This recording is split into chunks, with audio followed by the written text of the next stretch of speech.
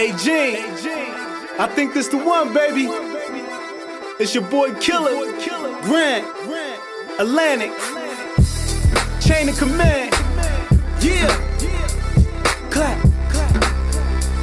clap, yeah. Listen, I don't know what y'all be doing. We be making that good music. Others try, but don't confuse it. Let me show you why I do it. Jersey.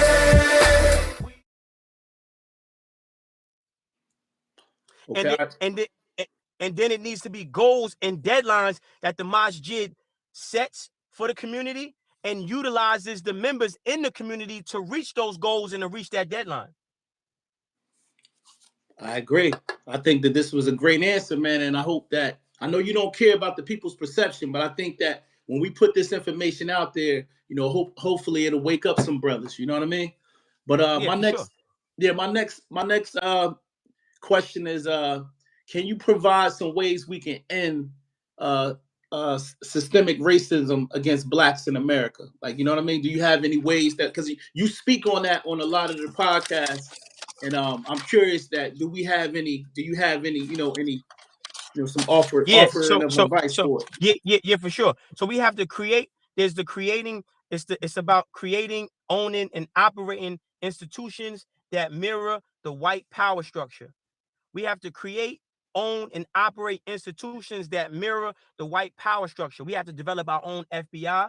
We have to develop our own CIA. We have to develop our own police departments. We have to develop our own Army, Marines, National Guard, right? We have to develop our own NASA, right?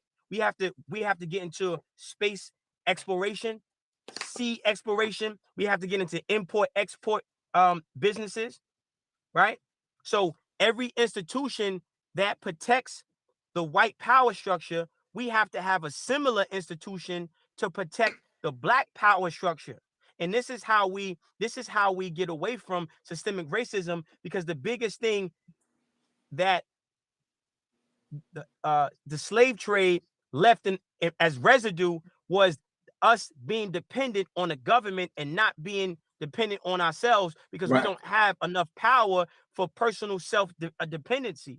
You see? So we're still dependent on a system and the government that wasn't created by people that wanted us to survive.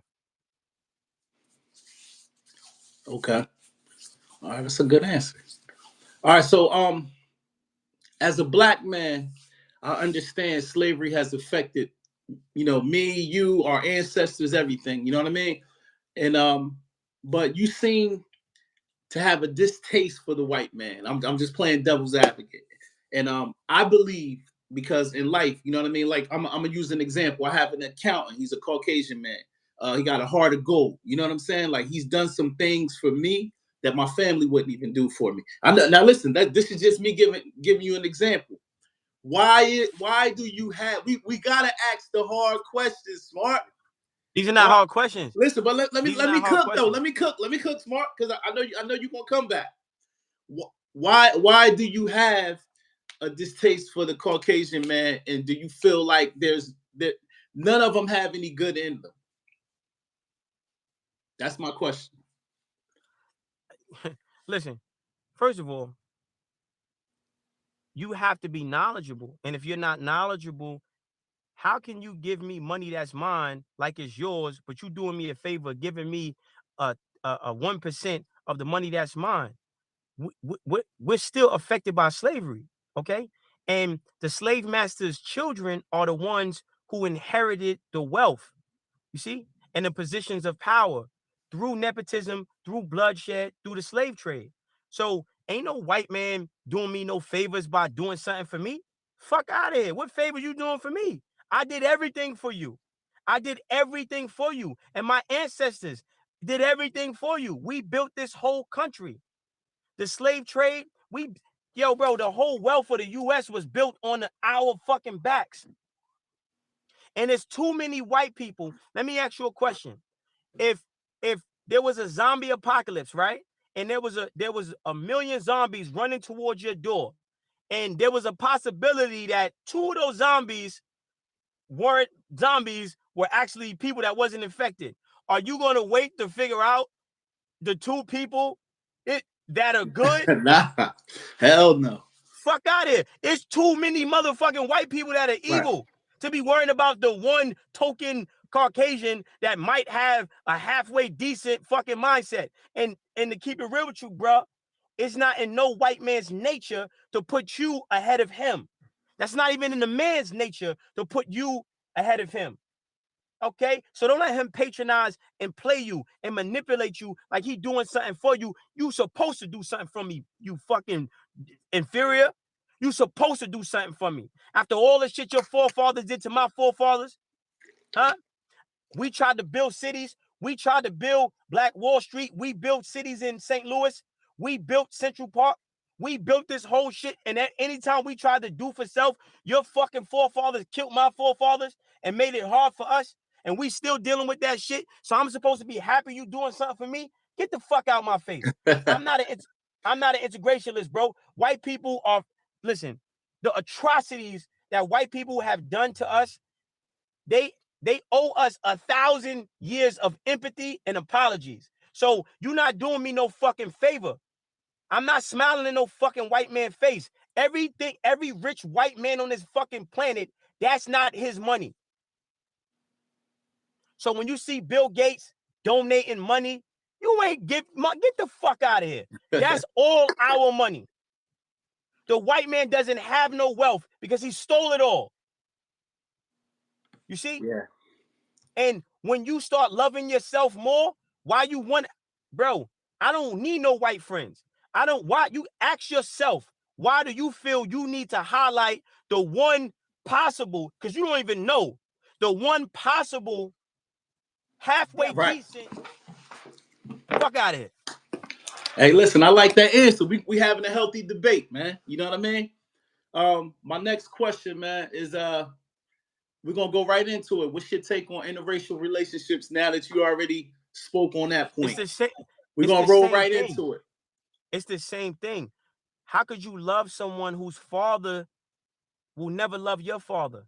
How can you love someone whose father's father won't love your father's father? How can you love a woman whose family don't love you and won't love your family and won't give a fuck about the children that you procreate? So you already bringing a child into this world into division and confusion. And now you got to lose yourself to even be on halfway decent terms. He's fucking family. You should be a fucking shame. You should be ashamed of yourself, you fucking traitor. You should be ashamed of yourself. That's crazy. And white people will never love you fully because it's in their genetic code to be afraid of the dominant genetic code that we possess, because that dominant genetic code that we possess internally has the power for their genetic annihilation. That's what they fear. Okay? So their DNA will never love your DNA. I think that makes sense, man, because there is some, sometimes when you step outside of your comfort zone and you do date women outside your race, sometimes these relationships don't work out. You're right. You know what I mean? I've seen it. I like what I said, you mean? No, listen, keep it real. no, listen, I can attest to that. Wait, no, listen. See, because they try to hide this. The divorce rate, the highest divorce rate is interracial marriages. That's true. Because I'm gonna tell you, just because you two like each other, after the rubber meet the road, you realize y'all totally different. You know what I'm saying? And I can say the highest divorce rate. You listen. The highest divorce rate is interracial marriages. Crazy. What that tell you? What that tell you? Yeah. They don't. White bitch don't love you, man. Yeah, you thought she loved you. That listen, why every time a black man get money, he want a white girl, but I ain't never see a rich white woman with a black man who ain't got nothing? Well, Kim Kardashian, mom dating that brother, he ain't got no money. I'm just saying, it's out there. It happens. You talking about dating? You talking about she's getting fucked? Yeah. I was just giving you an example. No. You wasn't giving me an example. You were just making a relevant point. We're talking about real wealth. You're not seeing no fucking Rockefeller no, you ain't seeing Donald Trump's daughter go marry some black man that is broke as hell. Right. Yeah, they keep the money in the family, in the bloodline, because that's what it's supposed to be. Right. Yeah. Great point. You said I like to wear this Louis and this designer because this is how I reach the youth. So what is the idea behind that? Like wearing the labels and things like that. Well, the youth connect with symbolism and what they view as materialistic signs of success. Right. Right. So, and I rock shit. I like rocking the shit. I don't give a fuck what I'm over. Like, again, you can't see, this is the problem. You want a person with a dashiki on and sandals, but that's the motherfucker that be the worst person. Yeah. Right. You got a dashiki on and sandals talking this African shit, but you eating pork, got a white woman, and hate black people. Yeah. You know what I mean? So it's like, fuck out of here. I listen, man. Listen, I support black designers, and the clothes you wear have nothing to do with your intentions, your heart, and what you do in the community. And you got to be relevant and connected to the kids. The same way ain't none of these young kids listening to Patti LaBelle. They're not listening to Rakim. I'm here to save the youth. You have to have some type of a connection, camaraderie, relevance, and connectability to these kids. And how you look plays a major part if they're going to listen. They look before they listen. Right. On the relationship type of tip, should females have male friends? Can you elaborate on that? Listen, the focus, everybody, it's not about male friends. Again, we're practicing this. See, we're all victims of the slave consciousness. So our women are victims of the slave consciousness. Our brothers are victims of the slave consciousness. Right. It's not about our approach to dating. Should be purposeful. So, like, what's the purpose? How are we building communities? How are we building institutions? How are we building the nation? We're not even taught by design. This is strategically, right? We're not taught strategically how to cohabitate a space with each other, and we don't develop nothing when we're with each other. That's by design. That's systemic racism as well. Right. Okay, so the real focus should be on how do we come together and generate wealth? How do we come together and build businesses, right? What is a woman's role? The woman's role is wisdom and balance. Right. Also, the protector of the man's money, the multiplier of the man's money. What is a man's role? Protector, provider, leader, sustainer, right? So we have to understand what our roles are, how to apply those roles to our interactions, and how to develop shit that benefit us as a collective through those interactions. Yeah. So you saying none of that shit matter? Just shift your focus, and you'll get a better outcome. 1,000,000%. It's not just shift your focus. We have to get away from this European concept of dating. Dating and meeting people never was about who you are externally. It was the benefit of the village. It was the benefit of the community. How does our relationship better our community? How does our relationship better our family? How does our relationship better our nation? How does our a relationship create generational wealth? Okay. This is the biggest problem that plagues our community, because we don't even know how to go about relationships. I agree. And our women need to be educated on what is the role, because it's this big thing of, well, what does a woman bring to the table? What a woman is supposed to bring to the table is knowledge, wisdom, empathy, right? Financial literacy, financial multiplication, and financial protection. I think you leaving out peace too, because there's a lot of women that don't bring peace to the table. But that's why I said wisdom and balance. That's the nurturing. That's the empathy. Empathy. Yeah, you're right. Right. So now our women also have to understand the 3 phases of love. Now, again, our women are not taught this strategically, because if our women thought and functioned like this, there'll be more powerful Black families. That's true. Okay. So our sisters need to know the 3 phases of love. The first phase of love is informative. she's informing the black man that he has the power. He gets his provision from God. Through that provision from God, he is Right. able to provide for himself and the family. She's giving him the knowledge. She's reminding him who he is. That's the first phase of love. It's informative. The second phase of love is unconditional. Here comes the Right. empathy, the patience, the peace. Right? Now, through the unconditional love, it gives him the time and the ability to receive the informative love, the information, and then apply it. Then the last phase of love is tough love, which is accountability. So you can't have an Yeah, that's a good one. expectation. Yeah. You can't have an expectation without a preparation. So the sister, through her wisdom, prepares the black man to meet her standards, from the informative love, the unconditional love, now the tough love, which is accountability. Now the man can receive the tough love and accountability because he got the empathy, he got the patience, he got the knowledge, he got the wisdom. Right. And that woman informed that man to go to God, right? And when he went to God, he got the tools for economic empowerment through provision. When he went to God, he got the tools for liberation through mentalism, right?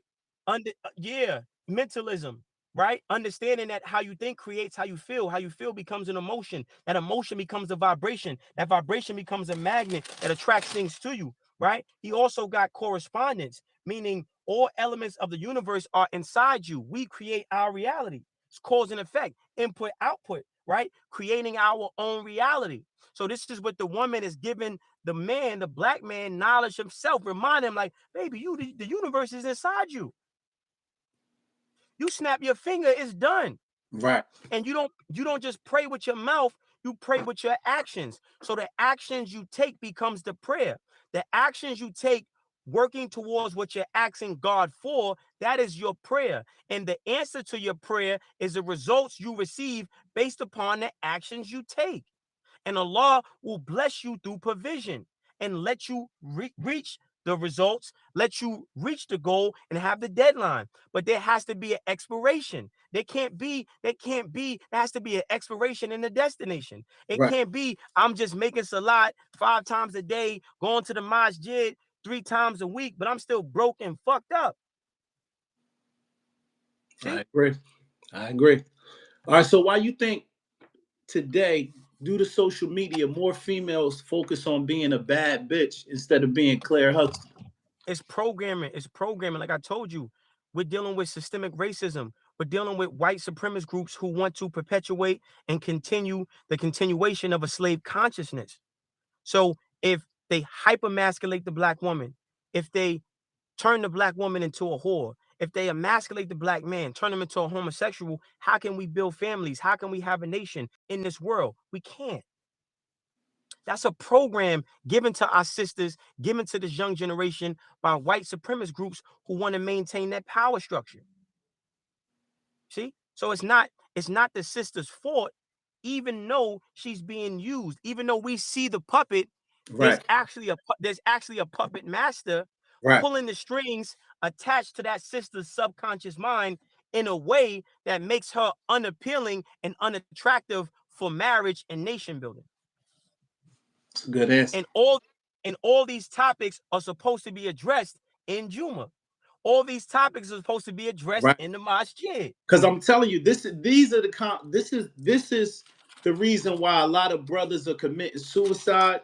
A lot of brothers don't have places to go to have these hard conversations. You know what I'm saying? And that's what I wanted to ask you. What's your advice for brothers who, because women nowadays, women lack empathy. The empathy is not in the household from a lot of brothers I talk to. You can't go to your woman. Because listen, you're not supposed to go to your woman. You're supposed to go to Allah. See? Okay. So it's out of order. You're going to the wrong destination. Right.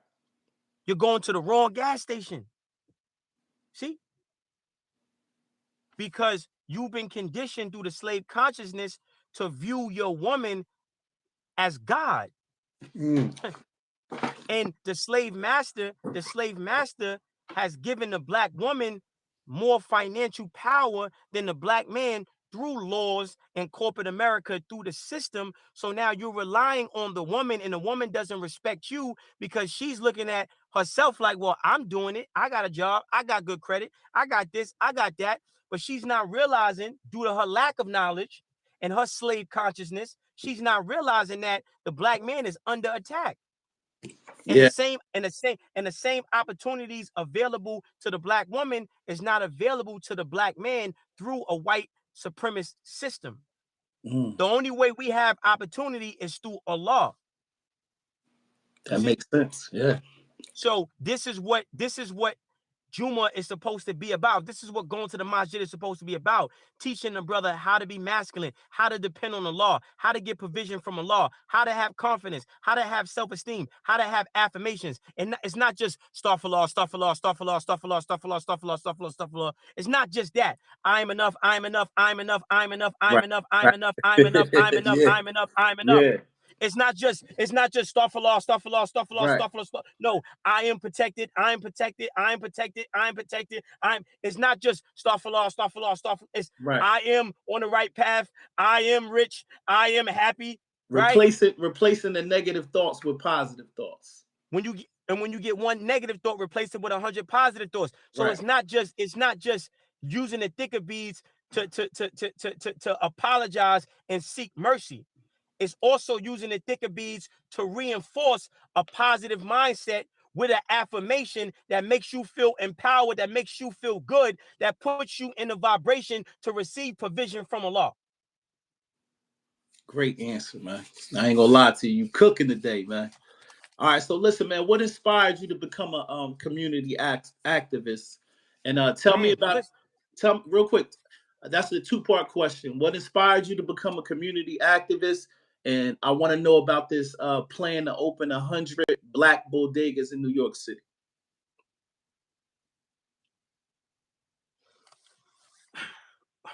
What's the first part of the question? My bad. Sorry. All right. No, the first part of the question is, what inspired you to become a community activist? Man, I love my people. Okay. That's what being a Muslim's about. Want for your brother what you want for myself. Exactly. Who's my brother? What brother we talking about? Right. Yeah. He looked like me. That's my brother. Yeah. So I want for my brother what I want for myself. And what I want for myself is wealth, empowerment, knowledge, wisdom, protection, and everything Allah has in this life good for me, and in the next life good for me. I agree. So tell me about these because I saw on the podcast you said that you have a plan to open 100 bodegas, all black owned. Was that true? Yeah. So yeah, we have an initiative called the Delhi Project. We got some people, we got some angel investors out of Ohio that I'm working with very closely. So yeah, so basically it goes back to what I was saying earlier. We're developing community-based small business development centers. And the primary focus for these community-based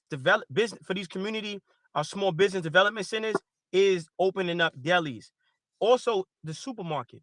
Okay, so but we opened up a couple stores, and through that experience, I realized that we have to have more consultation, more orientation on the business model, how to operate, and the importance of work and labor. And a lot of times, because our people are fighting the slave consciousness, it's very challenging to get them to have the motivation to do for self.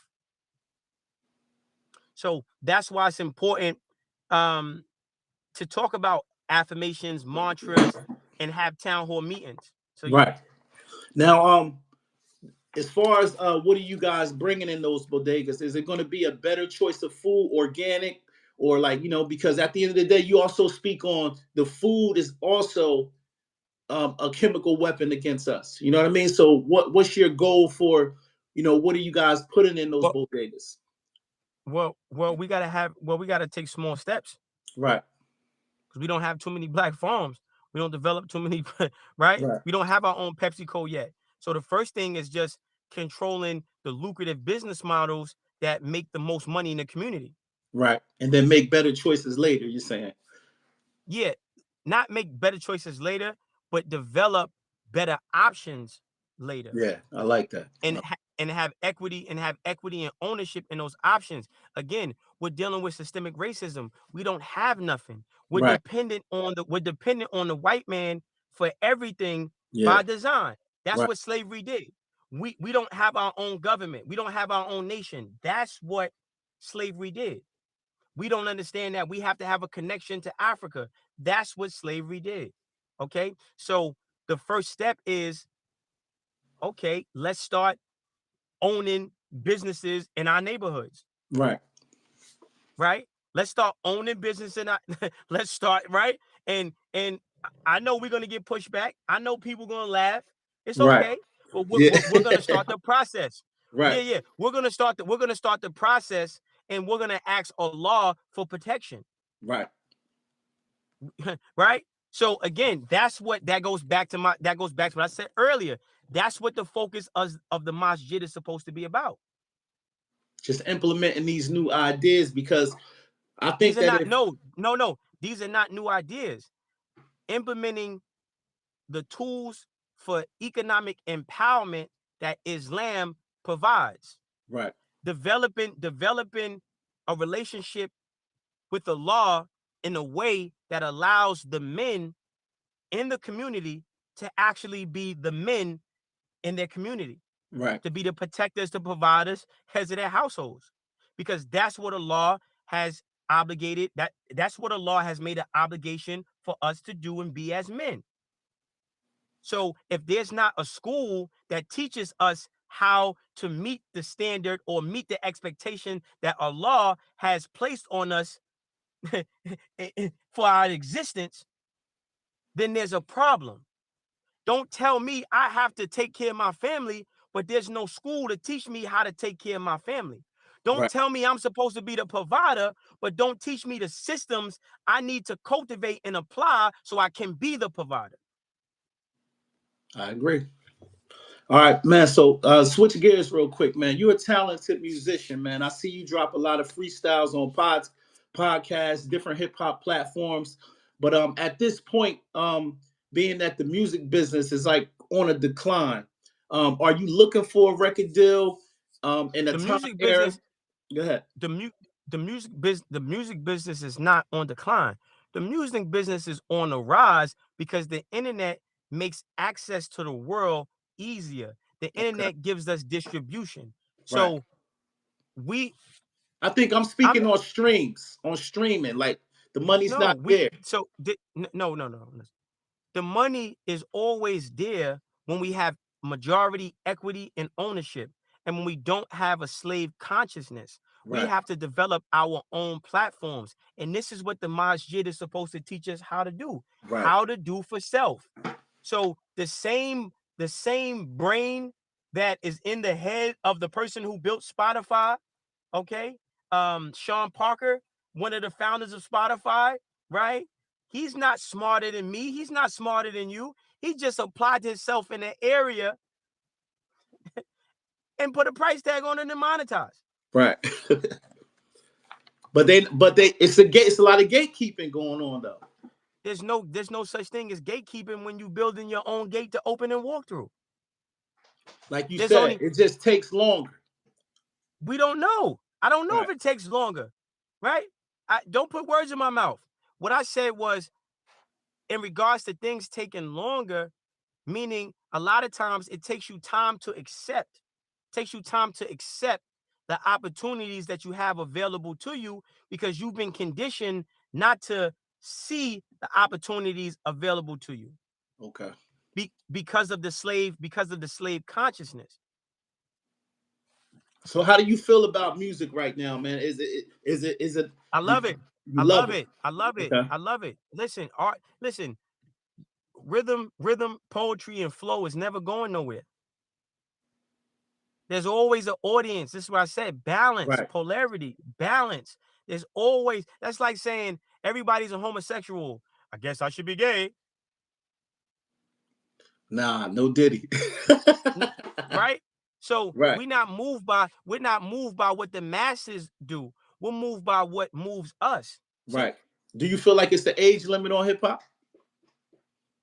How? I mean, that's the stigma.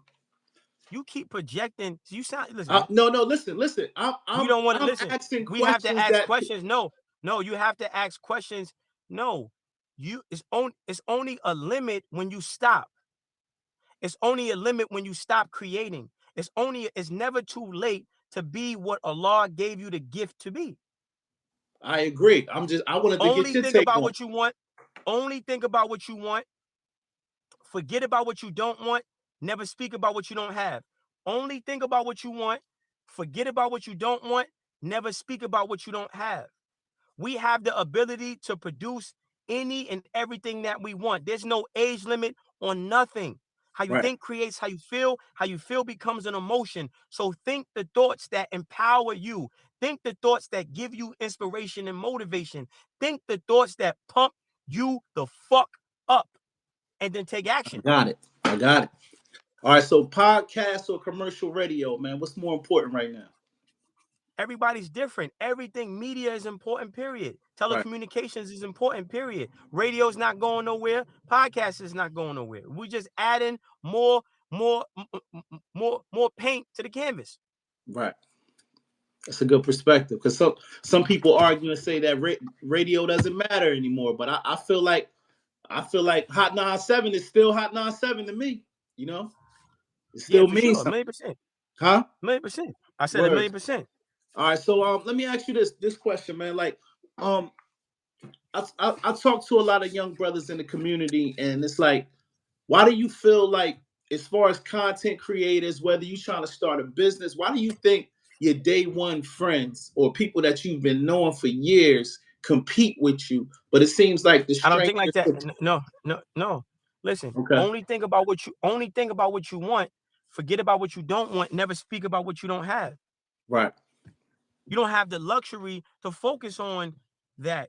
You have to be so hyper focused. Everything outside of what you're doing has nothing to do with what you're doing. That's why it's on the outside.